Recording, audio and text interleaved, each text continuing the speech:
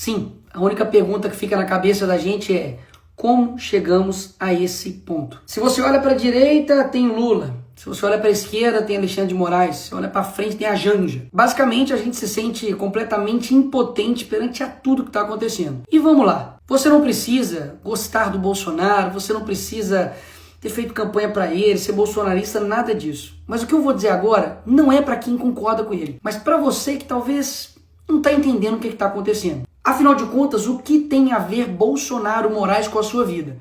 Eu vou te explicar. Basicamente, nós temos hoje um cenário em que um ex-condenado é presidente da República e um ex-presidente da República pode se tornar um condenado. E mesmo que você tenha suas divergências com o Bolsonaro, vai aqui alguns pontos para você pensar. Não precisa concordar não, mas pensa aí. Ele nesse momento está proibido de falar com embaixadores, proibido de usar rede social, sofreu busca e apreensão na sua casa, encontraram aí incríveis $14 mil, usando tornozeleira eletrônica e é obrigado a ficar em casa do 19 às 7 horas da manhã. E está proibido de falar com o próprio filho, Eduardo. Aí vem os meus pontos. Alguém que roubou o INSS, que foram bilhões, está usando tornozeleira eletrônica? Você já viu algum traficante, estuprador, alguém aí que roubou bilhões às estatais, ficando impossibilitado de conversar com o seu próprio filho? Ou seja, o script é o mesmo. E quando você entender que nós não estamos em uma democracia, você vai entender o porquê o que estão fazendo com o Bolsonaro afeta também a sua vida. Porque afinal de contas, se eles estão fazendo isso com o ex-presidente da República, o cara basicamente mais popular do Brasil, o que eles não vão fazer com você? Que é digamos, um mero cidadão. Pastor, um estudante, uma pessoa que tem opiniões na rede social, você que é jornalista, empresário, e aí? O que vai acontecer com você? Vamos colocar mais uma vez aqui os pingos nos is. Bolsonaro, como alguns eu ouvi falar aí da esquerda, não está sendo condenado pelo que ele fez na pandemia. Não. Ele não está sendo condenado por corrupção. Não. Ele literalmente está sendo condenado por uma tentativa de golpe. Ele é a pessoa que está despontando nas pesquisas eleitorais como primeiro lugar contra o Lula. Ou seja, será mesmo que eles estão preocupados com a democracia? Pausa. O Lula que recebe ditador aqui no Brasil, como Nicolás Maduro? Ou será que eles estão preocupados em tirar a oposição para poder vencer as eleições? Hein? O que você acha? Isso literalmente aconteceu na Venezuela e através do STF. Ou seja, a Suprema Corte de lá faz exatamente o que a Suprema Corte daqui está fazendo, especificamente na figura do Alexandre de Moraes. Me parece que no Brasil não tem mais nada mais importante para poder se combater, sei lá, tipo crime organizado. Afinal de contas, Comando Vermelho, PCC e todos os outros que estão aí, estão literalmente destruindo a vida de pessoas, matando, roubando, sequestrando. Mas a preocupação principal da nossa Suprema Corte, nossa Polícia Federal, pelo visto, é uma pessoa que, enfim, tentou dar um golpe lá dos Estados Unidos, em EAD, virtual. Ainda fizeram uma manchete como se $14 mil na casa dele fosse uma coisa, assim, absurda. Ai, bicho, eu sou crente, eu não posso xingar. Mas a vontade que dá de falar, velho, vai pra... Porque nós tivemos agora, na história recente do Brasil, corruptos com malas e malas e malas de dinheiro na casa. E o que aconteceu com esses caras?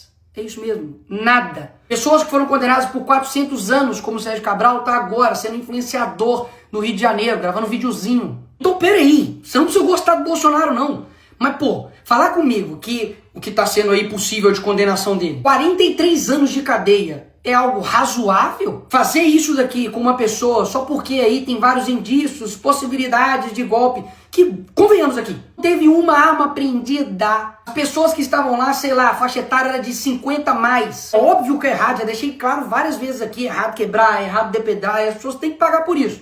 Agora, meter 17 anos em um cara que pegou lá a bola do Neymar autografada, 17 anos, galera. Você pode achar que isso é mentira, mas não, pesquisa aí, duvida do Nicolas. A Débora, que com um batom escreveu perdeu o mané. Então essas mesmas pessoas que estão usando a palavra democracia para poder aplicar penas desproporcionais a cidadãos comuns, que nunca cometeram um crime antes na vida deles, vão até a casa do Bolsonaro e quer pintar nele um crime de golpe de Estado. Sabe o que é golpe?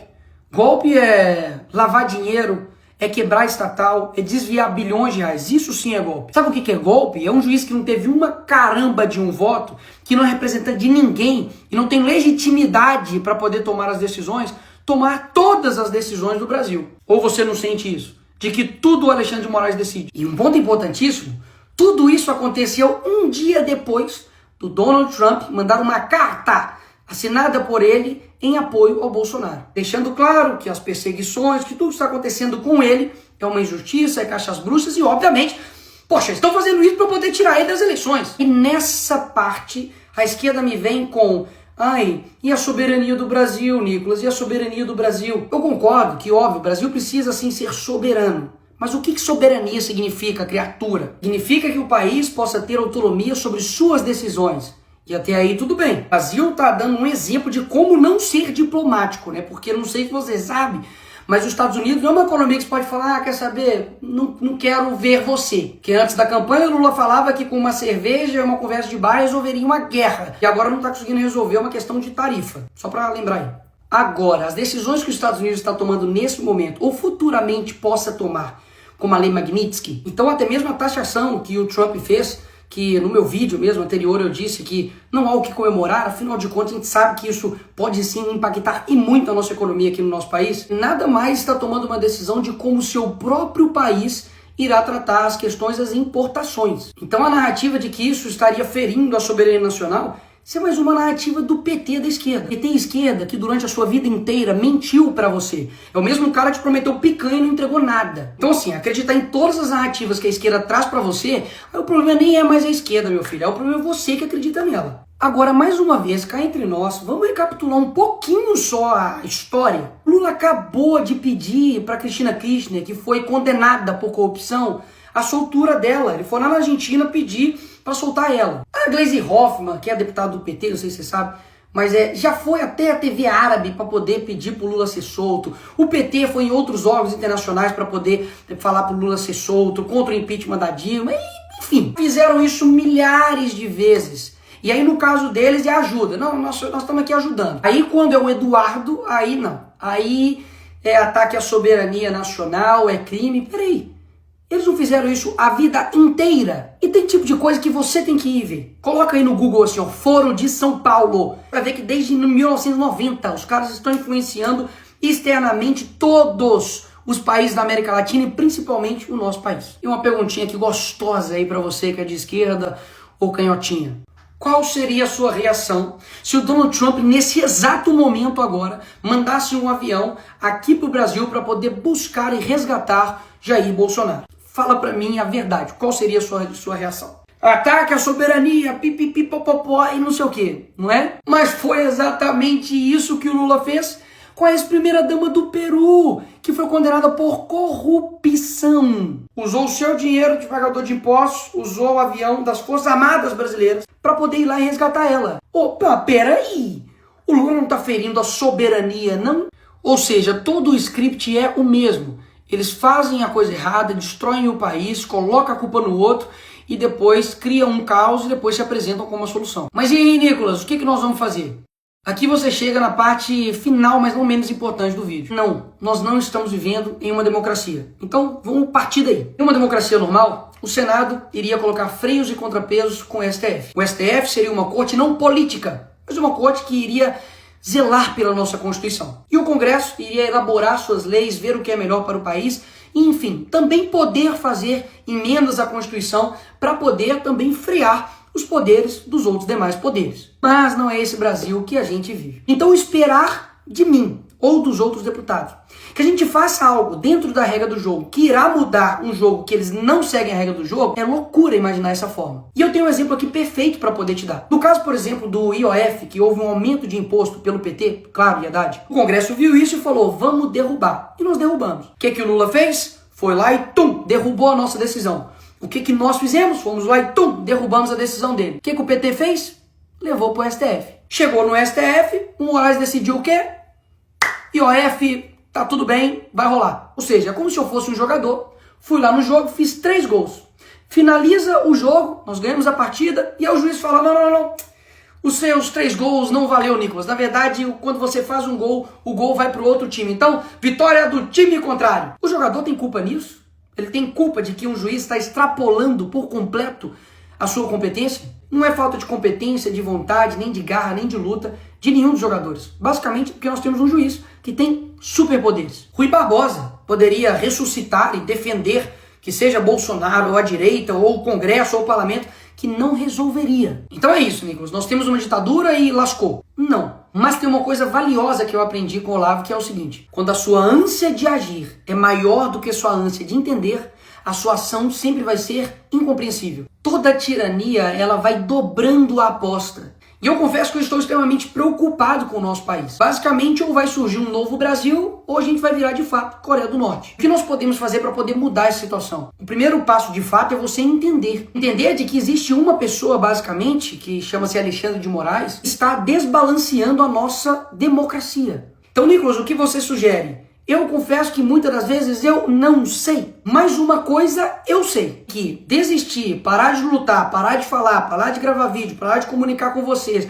parar de falar a verdade, isso não é o caminho. Então esse é o primeiro passo, de que da mesma forma como eles não desistem, porque você tem essa sensação de que tipo, eles não param nunca. Um dia isso, um dia aquilo, parece tipo assim, psicopatas no poder. Mas eles não param. E o que geralmente acontece com a gente, que poxa, somos pessoas que só querem ter um Brasil legal, cara. Só quero ter um Brasil seguro, só quero ter uma economia pujante, só quero ter empresas que funcionem, trabalhadores que sejam respeitados, pessoas que possam viver a sua vida bem, que estejam, trabalhando para o nosso país. Mas existe uma galerinha que não. Eles não querem que isso aconteça. E eu sei que esses caras não vão largar o osso, amigo. De qualquer jeito, eles vão até o fim. Mas a gente também precisa ir até o fim. E por fim, o ponto mais importante. Eu não tenho dúvidas que Deus não está com os olhos fechados para o que está acontecendo no nosso país. Existe nesse momento agora centenas de pessoas que choram, que estão distantes da família, que estão sendo perseguidos injustamente aqui no nosso país. E muita gente fica calada, muita gente não se move, usa isso como um jogo político para poder, enfim, lutar pelos seus interesses. Mas eu não tenho dúvidas que podem ter juízes com muito poder, mas eles não têm todo o poder. Então eu te chamo agora não somente para poder tomar ação naquilo que de fato seja necessário. Seja, por exemplo, ir para a rua, seja, por exemplo, compartilhar um vídeo, seja, por exemplo, fazer a política no seu dia a dia, alcançar pessoas que nós não alcançamos, mas principalmente para que você tome uma decisão individual de você de fato se tornar uma pessoa mais próxima de Deus, para você ter um caráter mais parecido com Jesus e dessa forma você mudar o seu país. Porque tudo que eles mais odeiam é um país que se aproxima de Deus, de verdade, não somente de fala, mas de verdade. E muitas das vezes, quando a gente vê tudo isso acontecendo, a última coisa que a gente faz é orar. A gente reclama, xinga, enfim, faz vídeo, faz um monte de coisa, mas a última coisa que a gente faz é apresentar isso para quem realmente está no comando de tudo. E eu quero lembrar vocês de que os hebreus ficaram 400 anos escravizados no Egito. Deus levanta Moisés, ele enfrenta Faraó, vem praga, o povo sofre, depois ele abre o Mar Vermelho e finalmente Faraó é derrotado e o povo é liberto. O que eu quero dizer com isso é que existem coisas que a gente não tem condição de saber o que vai acontecer. Coisas que de fato são improváveis e que não estão no nosso controle. Mas o nosso dever é fazer o certo sem esperar que dá certo. Para melhorar, vai ter que piorar muito ainda. Mas eu quero muito saber como é a gente vencer esse pessoal.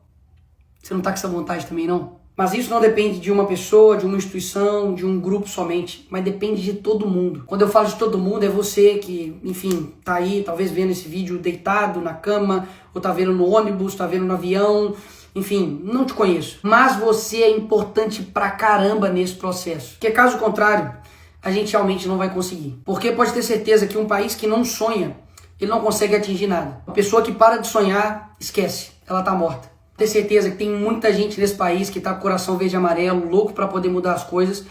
E essa hora vai chegar. Essa hora vai chegar.